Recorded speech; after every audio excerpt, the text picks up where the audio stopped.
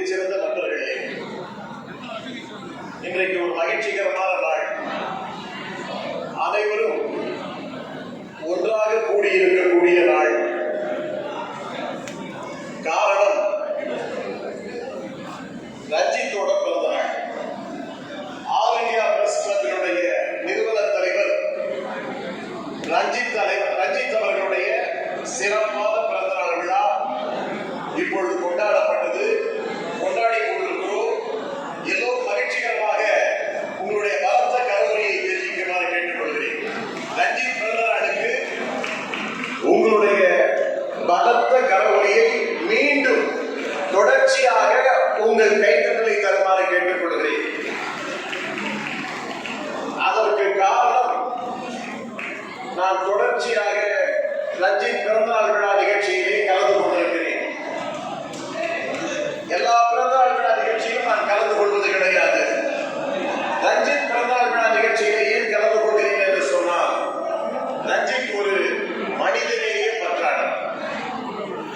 பத்திரிகையாளர்கள் என்று சொன்னாலே எல்லோரிடம் கை நீட்டுவார்கள். கவர் தரக்கூடிய பத்திரிகையாளர்கள் என்று பத்திரிகையாளர்கள் மீது ஒரு அவப்பெயர் உண்டு.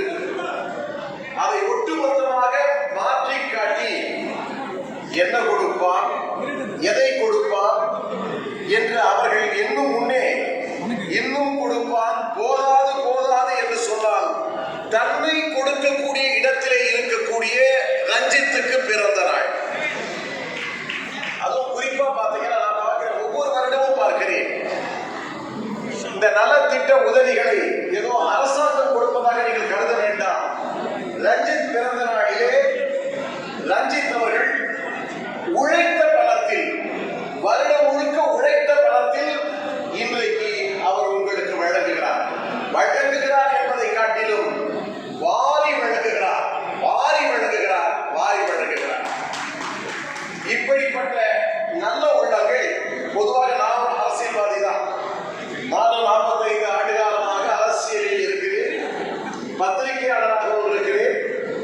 அதே போல மக்கள் தொலைக்காட்சியை உருவாக்கி நல்ல தமிழிலே நாட்டு மக்களுக்கு ஊடகத்தை தர வேண்டும் என்று சொல்லக்கூடிய இடத்திலும் நாம் இருக்கிறோம். இன்றைக்கு இங்கே பத்திரிகையாளர்கள் அனைவரும் ஒன்றாக கூடியிருக்கிறார்கள். குமாரிலே இருந்து, சகாயராஜிலே இருந்து, கவியரசிலே இருந்து, எல்லோருமே தமிழரசு எல்லோரும் ஒன்றாக கூடியிருக்கிறார்கள். ரிச்சர்டிலே இருந்து ஒன்றாக கூடியிருக்கிறார்கள் என்று சொன்னால், வேடந்தாங்கல் பறவை போல இன்றைக்கு நாங்கள் ஒன்றாக கூடுவதற்கு காரணம் ரஞ்சித்தோட நல்ல உள்ளம். எனக்கே ரொம்ப ஆச்சரியமா இருக்கு. ஏன்னா தையல் எந்திரங்களை வருடாமலும் கொடுக்கிறார். அதே போல